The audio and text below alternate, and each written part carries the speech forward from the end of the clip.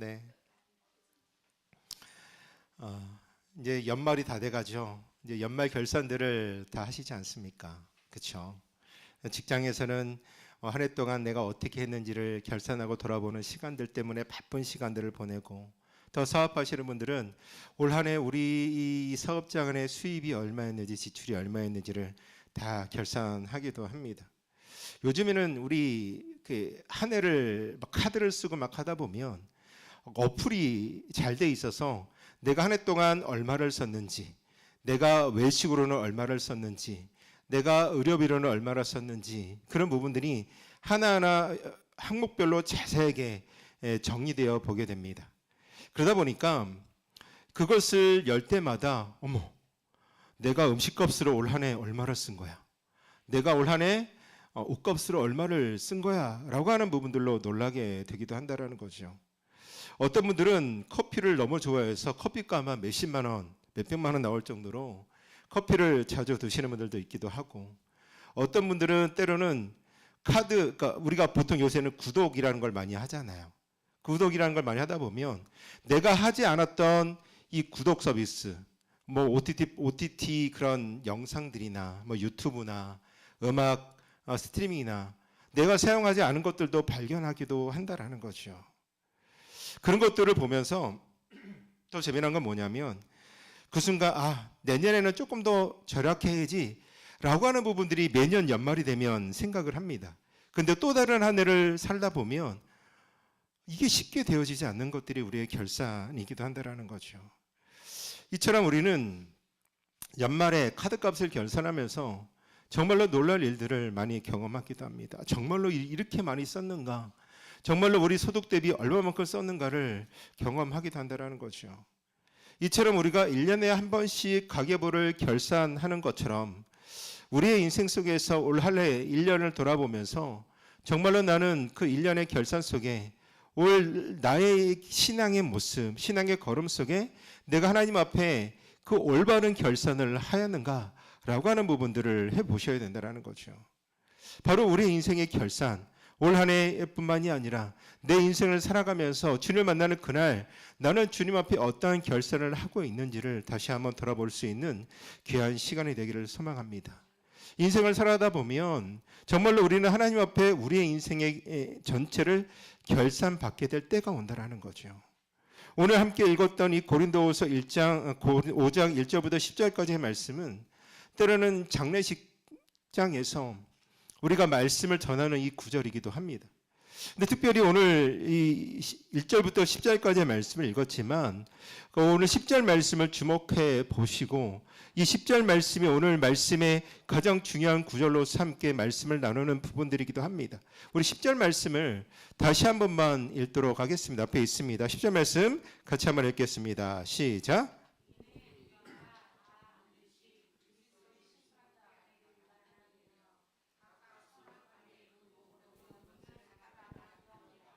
네, 이 말씀을 통하여서 오늘 하나님 앞에서 결산하는 인생, 먼저는 우리의 올 한 해를 돌아보는 인생이 되어질 수 있는, 결산할 수 있는 귀한 시간이 되기를 바라고, 또한 크게는 우리의 인생의 마지막 날을 준비하는 과정들 속에 내 인생의 결산을 어떻게 준비하며 나아갈지를 다시 한번 준비하는 귀한 은혜의 자리가 되기를 소망합니다. 첫 번째로 우리가 바라볼 것은 오늘 10절 말씀에 주목할 단어가 있습니다. 우리가 반드시라고 하는 표현입니다. 있잖아요. 이는 우리가 다 반드시라고 하는 표현으로 되어져 있습니다. 여기서 다라고 하는 것은 예외가 없다라는 말씀이죠. 반드시라는 것은 피할 수 없다. 누구나 다 반드시 해야 된다라는 것입니다. 회사에서 일하셨던 분들은 아마 다 아실 겁니다. 연말이 되면 인사평가를 받지 않습니까? 어떤 사람은 좋은 평가를 받기도 하고 어떤 사람은 아쉬운 평가를 받기도 합니다. 근데 회사의 평가는 그 어떤 누구도 피할 수 없다라는 거죠. 극단적으로 말하면 회사를 그만두면 된다라는 거죠. 또 평가의 기준이 애매해서 불공정한 경우도 있기도 합니다. 그러나 하나님 앞에서의 우리의 인생의 결산은 전혀 다르다라는 사실이죠. 첫 번째로 그 어떤 누구도 이 결산을 피할 수 없습니다. 앞에 있는 저나 이 자리에 앉아있는 우리 성도님들 한 사람 한 사람 다 예외 없이 설 수밖에 없다라는 겁니다. 두 번째로 완벽하게 공정하다라는 거죠. 하나님이 우리의 머리털까지도 다 세시는 분이십니다. 그렇기 때문에 우리의 모든 것을 다 아신다라는 거죠. 우리의 마음의 생각과 우리의 마음의 동기까지도 다 아신다라고 하는 거죠. 오늘 본문 1절에 보면 만일 땅에 있는 우리의 장막집이 무너지면이라는 말씀으로 시작되어집니다. 이 장막집이 무너진다라는 것은 죽음을 의미한다라는 거죠. 우리는 언젠가 모두 다 죽는다라고 하는 사실은 분명합니다. 아무리 내가 건강관리를 잘해도 아무리 돈이 많아도 우리의 죽음은 피할 수 없습니다. 그런데 피할 수 없는 우리의 인생 가운데 우리가 죽음으로 끝나는 것이 아니라 죽음 이후에 우리 앞에 놓인 것이 있는데 그것은 바로 그리스도의 심판대라고 하는 사실입니다. 히브리서 9장 27절에 보면 이렇게 말하고 있습니다. 한 번 죽는 것은 사람에게 정해진 것이요 그 후에는 심판이 있을 것이다. 사랑하는 성도 여러분, 우리는 이 사실을 늘 잊고 산다라는 겁니다. 매일 반복되는 일상 속에서 매일 영원한 것처럼 나가는 영원히 살아갈 것으로 생각하며 우리는 이 땅을 오늘 하루도 살아가고 있는 것이 우리의 연약한 인생입니다. 그러나 오늘도 내일도 이렇게 살아갈 때 우리의 인생의 삶 속에 나는 평생에 살아갈 거다라는 생각을 넘어서서 우리는 그 인생의 결산의 날이 있다라는 것을 분명하게 우리는 알 수 있어야 됩니다. 그날은 아무도 모릅니다. 내가 언제 주님 앞에 설지는 아무도 알 수 없다라는 거죠. 그런데 분명한 것은 여러분들에게 예언하는 아는데 그날은 언젠가는 옵니다. 그렇지 않습니까? 우리의 생이 언제 끝날지는 알 수 없으나 그날은 반드시 온다라는 거죠. 그날이 오는 그때에 그렇다면 우리는 이 땅에서 어떻게 살아가야 되느냐? 바로 우리의 인생을 결산하는 또 결산을 의식하며 살아가는 삶을 살아가야 됩니다. 우리가 결산할 날을 우리가 준비하면서 내 하루하루를 하나님 앞에 보고해야 될 날이 있다라는 것을 기억하며 살아갈 수 있어야 됩니다. 그렇다면 우리가 하나님 앞에 어떠한 기준으로 우리의 인생을 결산하게 되겠습니까? 오늘 10절 말씀을 다시 한번 보시면 각각 선악간에 그 몸으로 행한 것을 따라 받으려 한다. 즉 하나님은 우리의 몸으로 행한 것을 보신다. 실제적으로 우리가 어떻게 살았는지를 돌아보실 수 있어야 됩니다. 중요한 질문이 하나 있습니다. 여러분들은 정말로 우리의 행위로 구원받는다라고 하는 말씀을 여러분들은 믿습니까? 우리의 행위로 구원을 받습니까? 아닙니다. 우리는 분명히 행위로 구원받는 것이 아니라 에베소서 2장 8절과 9절 말씀에 너희는 그 은혜에 의하여 믿음으로 말미암아 구원을 받았으니 행위에서 난 것이 아니다라고 분명히 말씀해 주고 있습니다.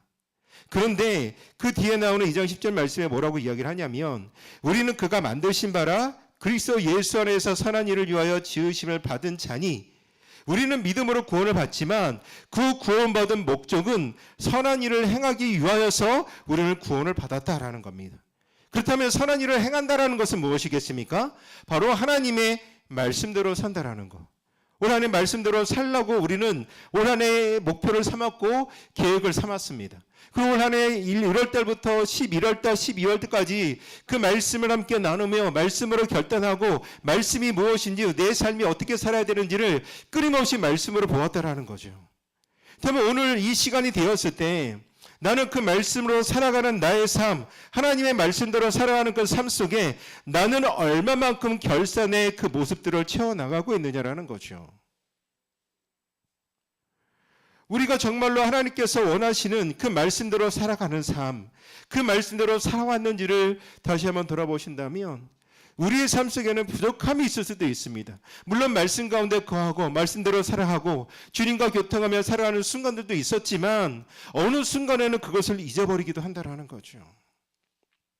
그런데 오늘 9절에 보면 에베소서 2장 9절에 보면 그런즉 우리는 거하든지 떠나든지 주를 기쁘시게 하는 자가 되기를 힘쓰노라.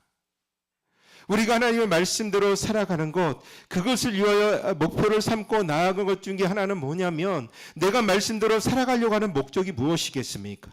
오직 주님을 기쁘시게 하기 위함이 아니겠습니까? 그렇다면 주님을 기쁘시게 한다는 것은 무엇입니까? 하나님의 말씀에 순종하는 삶을 살아가는 것입니다. 요한복음 14장 15절에 예수님께서 너희가 나를 사랑하면 나의 계명을 지키라라고 말씀하여 주시고 있습니다. 하나님을 사랑한다는 것은 하나님의 말씀을 지키고 그 말씀에 순종하는 것입니다. 그것을 증명하면 된다라는 거죠.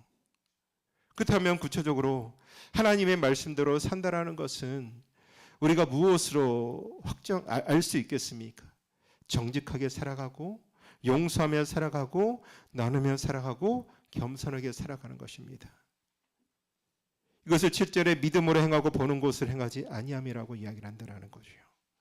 세상 사람들은 눈에 보이는 것만 따라 살아가고 있습니다. 당장의 이익만을 추구한다는 거죠. 직장도 이익이 되지 않은 것 앞에 과감하게 쳐나가지 않습니까? 그러나 우리는 다르다라는 겁니다. 우리는 하나님의 말씀을 믿고 그 말씀이 옳다라고 믿고 그 말씀대로 살아갈 때 우리의 인생에는 그에 합당한 결과로 다가올 것이다라고 하는 확실한 믿음이 우리 가운데 있습니다. 하나님 앞에 결산할 기준은 분명합니다. 내가 우리 인생의 삶 속에 결산하는 것과 하나님 안에서 살아가며 하나님 앞에 결산하는 기준은 분명히 다르다라는 거죠. 하나님 앞에 결산의 기준은 분명히 하나님의 말씀입니다. 내가 하나님의 말씀대로 어떻게 살아갔느냐, 내가 하나님 말씀 앞에 어떻게 순종했느냐, 그것이 결산의 기준입니다. 그러면 여러분들에게 가장 중요한 질문을 하겠습니다. 그렇다면 우리는 어떻게 해야 될까? 우리가 그리스도의 심판대 앞에 과연 나는 칭찬받을 수 있을까? 믿는 자나 믿지 아니하는 자나 다 그리스도의 하나님의 심판대 앞에 설 때에 나는 그 앞에 섰을 때에 하나님이 주시는 그 결산의 그 보고를 어떻게 받아들일 수 있느냐라는 겁니다. 바울은 오늘 본문에서 분명히 우리에게 대답하여 주시고 있습니다. 우리가 무엇을 선택하느냐가 우리의 미래의 결산을 결정한다라는 거죠. 그리고 이 선택의 핵심은 바로 관점입니다. 나의 관점이 어디에 있느냐, 오늘 나의 관점으로 어떤 관점으로 오늘을 사느냐가 우리의 인생을 결정하게 됩니다. 오늘 1절부터 5절까지 바울은 땅의 장막의 집과 하늘의 영원한 집을 대비시키고 있습니다. 우리에게는 두 가지 집이 있다는 거죠. 지금은 내가 살고 있는 육체, 이 세상을 우리는 임시 거처라고 이야기를 합시다. 그런데 이 임시 거처는 그 무너질 장막이라는 거죠. 또 다른 하나의 집은 바로 하늘에 있는 영원한 집입니다. 그것은 하나님께서 친히 지으신 영원한 초소입니다. 이 하나님께서 말한 이 장막집이 바울이 말하면서 이 결코 절망하지 않는 모습을 보여주고 있습니다. 왜요? 2절 말씀에 보면 간절히 사모한다. 바울이 왜 그 죽음을 결산하면서 왜 이러한 고백을 하게 되었을까요? 5절 말씀에 답을 주고 있습니다. 곧 이것을 우리에게 이루어 주시고 보증으로 성령을 우리에게 주시는 이는 하나님이시다. 하나님께서 우리에게 성령을 주셨고 성령은 우리가 받은 영원한 유업의 보증입니다. 또 하나님께서 우리에게 영원한 집을 주실 것을 보증하기 위하여서 성령을 우리에게 허락하여 주신 것이죠. 사랑하는 성도 여러분, 이것이 바로 우리에게 놀라운 소망입니다. 우리에게는 이 땅의 장막, 임시 거할 그런 무너질 장막이 아니라 영원한 본향이 우리 가운데 준비되어져 있습니다. 하늘에 있는 영원한 집이 있다라는 거죠. 그리고 이것은 단순한 희망사항이 아니라 성령께서 우리에게 보증하여 주신 확실한 약속입니다. 그러므로 바울이 이어서 뭐라고 6절에 말하냐면 항상 담대하라라고 말씀하고 있습니다. 우리에게 이 소망이 있어야 된다는 거죠. 이 세상의 것들에 우리가 너무 붙들려 살아가는 인생이 되지 않으셨으면 좋겠습니다. 이것들은 다 지나가는 것이죠. 우리의 눈을 들어서 영원한 것을 향하여 두셨으면 좋겠습니다. 그래서 골로새서 3장 2절에 땅 위의 것을 생각하고 땅의 것을 생각하지 말라라고 말씀하여 주시지 않습니까? 우리가 이것을 어떻게 적용할 수 있겠습니까? 우리가 무엇을 결정할 때 이것을 물어야 된다는 거죠. 이 땅의 것과 하늘의 것, 이 땅의 집과 하늘의 집, 영원히 거할 처소를 우리가 바라볼 때 나는 어떠한 것을 선택하여 되는가? 또 내가 그것을 선택하는 기준이 영원한 관점에서 보면 이것은 어떤 의미가 있을까라고 우리는 늘 되물을 수 있어야 된다는 거죠. 우리는 늘 자신의 이익을 위해 살아가고 있지 않습니까? 지금도 나의 이익이 되는 곳에 우리는 그것을 달려가고 있지 않습니까? 때로는 우리에게 이익이 되는 것 같은 일들이 있을 때 그것이 하나님의 선택과 어긋나는 것이라면 그 이익도 우리는 포기할 수 있어야 된다는 거죠. 그때 영원한 관점에서 보면 답은 분명합니다. 지금은 내가 손해는 보는 것 같지만, 내가 지금의 나에게는 이익이 되는 것 같지만 하나님의 그 관점에서는 그것은 손해가 되어진다 할지라도 그것을 우리가 포기할 수 있어야 되는 것, 그것이 바로 하나님의 기뻐하는 선택이라는 거죠. 우리의 선택의 영역이 얼마나 많습니까? 아침부터 일어나서 내가 알람을 꺼야 되느냐 끄지 말아야 되느냐부터 시작해서 우리는 늘 선택하고 있지 않습니까? 그리고 내 하루에 12시간, 24시간의 삶 속에서 직장과 내 사업장과 내가 만나는 사람과의 관계 속에서 내가 어떠한 일들을 함에 있어서 우리는 늘 선택하는 기로에 서 있다라는 거죠. 그럴 때 우리는 7절의 말씀처럼 우리의 믿음으로 행하고 보는 것으로 행하지 아니할 수 있는 그런 온전한 믿음이 우리 가운데 있어야 될 줄로 믿습니다. 믿음으로 행한다는 것은 하나님의 말씀대로 신뢰하고 그 말씀대로 선택하는 것입니다. 눈에 보이는 현실이 아무리 내 뜻과 맞지 않는다 할지라도, 내 이익에 부합한다 할지라도 그 현실이 어려워 보여도 하나님의 약속하신 것을 믿고 순종하며 나아가는 우리의 삶이 되어야 될 줄로 믿습니다. 그리고 9절에 우리의 목표를 분명히 해 주시고 있습니다. 주를 기쁘시게 하는 자가 되기를 힘쓰노라. 여러분들은 주님을 기쁘시게 하는 자가 되기 위하여 힘쓰고 계십니까? 힘쓴다라고 하는 것은 저절로 되어지는 것이 아니라는 거죠. 애쓰고 노력해야 되는 것입니다. 의도적으로 선택해야 되는 것입니다. 우리는 매 순간 물을 수 있어야 되는 거죠. 이 선택이 과연 주님께서 원하시고 기뻐하시는 선택일까? 내 인간적인 눈으로 볼 때는 그것이 이익되어지고 그것을 취할 때 나는 잘 되어질 것만 같은 상황이 있을 때 내가 그때에 우리는 선택할 수 있어야 되는 것이죠. 이 선택이 주님께서 기뻐하시는 선택일까? 이렇게 물으실 수 있는 게 주님을 기쁘시게 하는 삶입니다. 우리가 주님을 기쁘시게 하는 삶을 선택하며 나아갈 때 우리가 받게 되는 것은 무엇이겠습니까? 10절에 선악간에 그 몸으로 행한 것을 따라 받으려 한다. 여기서 우리가 이해될 중요한 진리가 있는데 바로 상급의 의미라는 겁니다. 어떤 분들은 이렇게 생각할 수 있습니다. 그렇다면 우리가 열심히 선한 일을 하면 그 대가가 상급으로 받는다라고 하는 말씀입니까? 라고 질문할 수 있습니다. 그 질문에 개혁주의 신학에서는 이렇게 분명히 가르쳐주고 있습니다. 우리가 받는 상급은 우리의 공로의 대가가 아닙니다. 오히려 그것은 하나님의 은혜라고 말씀해주고 있죠. 하나님께서 우리 안에 역사하시는 그 은혜로운 일에 대하여서 하나님께서 다시금 은혜로 보상해 주는 것, 하나님께서 보상해 주시는 것입니다. 우리가 하나님의 말씀대로 사는 것조차 하나님의 은혜가 아니겠습니까?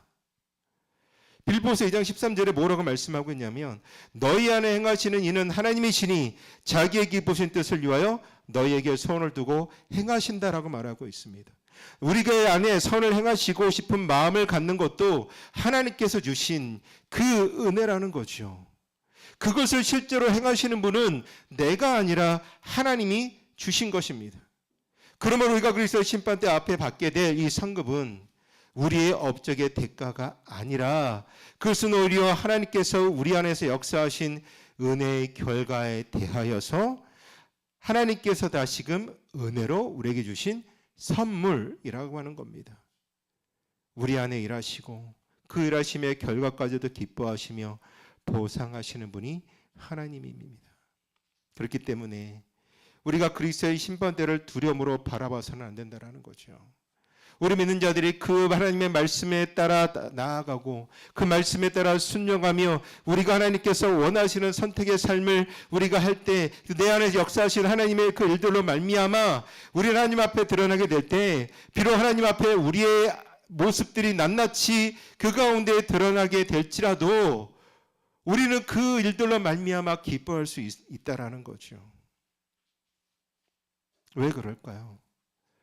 1절에서 5절에 강조한 것처럼 영원한 집이 우리에게 준비되어져 있고 성령께서 그것을 보증하여 주시기 때문에 우리의 구원은 이미 확실한 것이기 때문에 성령님께서 인지셨기 때문에 그래서 6절은 바울이 우리가 항상 담대하여라고 말할 수 있는 겁니다. 그리스도의 심판대 앞에 서 있는 우리는 결코 정죄함을 받는 자리가 아닐 겁니다. 로마서 8장에 그러므로 그리스도 안에 있는 자들에게는 결코 정죄함이 없더라고 말하고 있지 않습니까? 우리는 이미 그리스도의 피로 의롭다함을 얻었습니다. 우리가 만약 그리스도의 말씀대로 살았다면 성령님의 인도하심을 따라 온전히 주님을 기쁘시게 하는 선택을 했다면 우리는 상급을 받고 칭찬을 받게 될 줄로 믿습니다. 여러분들이 주님 앞에 잘하였다 충성된 종아라고 칭찬을 받게 된다는 거죠. 이런 칭찬을 받는 것이 우리에게 있어서 얼마나 놀라운 은혜입니까? 하나님께서 우리 안에서 일하시고 우리가 그 일하심에 순종할 때 하나님은 순종하는 그 모습까지도 기뻐하시고 보상을 우리에게 하여 주시는 것이라는 겁니다. 다시금 8절을 보시면 우리가 담대하여 원하는 바는 차라리 몸을 떠나 주와 함께 거하는 그것이다라고 말씀하고 있습니다. 바울에게 죽음은 두려움이 아니었습니다. 오히려 그것은 소망이었습니다. 왜냐하면 죽음은 주님과 함께 거하는 것이기 때문이라는 거죠. 이것이 바울의 인생관이고 우리 그리스도인들의 인생관이 되어야 될 줄로 믿습니다. 우리의 인생의 결산을 결코 우리는 두려워해서는 안 됩니다. 때는 올 한 해 살아오면서 나는 과연 말씀대로 살아갔는가? 하나님 앞에 온전히 설 수 없는 부끄러운 인생일 수도 있지만 그러나 그 말씀대로 살아가기 위해 애쓰며 노력하며 그 말씀대로 순종하려고 애썼던 우리의 삶이라면 우리 안에 일하시는 하나님께서 그것에 합당한 보상을 우리에게 주실 것이라는 거죠. 그러기 우리는 두려워할 필요 없습니다. 물론 우리는 하나님 앞에 경외함으로 살아가야 됩니다. 그러나 그것은 노예의 두려움이 아니라 자녀의 경외함이라는 거죠. 이미 저와 여러분들은 그 예수 그리스도를 말미암아 구원을 보증받은 자입니다. 성령께서 우리 안에 계시고 우리 안에서 일하십니다. 그리고 이러신 결과에 대하여서 하나님은 반드시 우리의 삶 속에 보상하여 주실 것입니다. 말씀 맺겠습니다. 인생의 결산은 반드시 다가옵니다. 우리가 다 반드시 그리스도의 심판대 앞에 나타나게 됩니다. 그날은 언제 올지 모르나 분명한 것은 반드시 온다라는 거죠. 그리고 그 결산의 기준은 바로 하나님의 말씀, 하나님의 말씀대로 얼마나 내가 따라 살아갔느냐의 평가의 기준입니다. 그렇다면 우리는 어떻게 살아야 되겠습니까? 영원한 관점에서 우리는 오늘을 선택할 수 있어야 됩니다. 지금 이 순간을 선택하셔야 되는 거죠. 눈으로 보이는 것이 아니라 믿음으로 행해야 되는 것. 매 순간 주님을 기쁘시게 하는 것을 목표로 삼는 우리의 삶. 그리고 이 모든 것을 기쁨으로 감당할 수 있는 우리의 인생이 되기를 소망합니다. 우리가 받을 상업은 우리의 공로의 대가가 아니라 하나님의 은혜이고 하나님이 우리 안에서 일하시고 일하심의 결과까지도 분명히 기뻐하시고 보상하여 주시는 것. 그러기에 우리에게는 성령의 보증이 있고 구원의 확신이 있고 그러기에 우리는 담대할 수 있는 것입니다. 말씀대로 산 인생은 하나님 앞에 칭찬받는 인생이 될 줄로 믿으시기를 바랍니다. 올 한 해를 돌아보면서 여러분들이 어떠한 모습으로 살아왔는지는 하나님만이 아실 것입니다. 그렇다면 오늘 우리의 삶이 이렇게 이 시간 결단해야 되지 않겠습니까? 이제는 하나님의 말씀대로 살아가겠습니다. 영원한 관점으로 오늘을 바라보겠습니다. 그리스도의 심판대 앞에 칭찬받는 우리의 인생이 되겠습니다. 라고 하는 우리들의 모습이 되어야 될 줄로 믿습니다. 한 해의 결산을 여러분들이 하시면서 때로는 커피 값을 몇십만 원, 몇백만 원 한 거를 아내한테 들켰다고 한번 생각해 보십시오. 아내한테 혼날 겁니다. 그렇죠. 근데 그것은 큰 문제가 아니라는 거죠. 왜요? 내년에 조금 줄이면 되지 않습니까? 내년 나의 그 결산할 때 커피를 이제 50만 원으로 줄이고 30만 원으로 줄이면 되지 않겠습니까? 그런데 우리의 인생은 다르다라는 사실이죠. 우리에게는 인생을 다시 살 기회는 없습니다. 오늘이 우리에게 주어진 기회입니다. 그렇다고 해서 두려워하지 않으셨으면 좋겠습니다. 하나님이 우리 안에 일하시고 성령님이 내 안에서 역사하시며 우리의 구원을 보증하시기 때문에, 그리고 우리가 끝날 그때에 주님 앞에 섰을 때에 담대함으로 나아가는 저와 여러분들의 삶이 되기를, 올 한 해를 결산을 잘 하시고 또 우리의 마지막 그때를 결산하는 그 순간까지도 그 성령님이 함께 하시고 우리 안에 구원을 보증하시는 그 주님을 바라보며 온전한 믿음으로 온전한 그 인생의 삶을 살아가시는 저와 여러분들이 되기를 소망합니다. 우리 인생이 잘하였도다 충성된 종아라고 하는 그 말씀을 우리에게 해 주시는 그때를 기다리며 오늘 하루도 남은 한 해도 또 주님을 만나는 그날까지 그 음성을 기쁨으로 들을 수 있는 우리 모두가 되기를 예수님의 이름으로 축복드리겠습니다. 기도하겠습니다.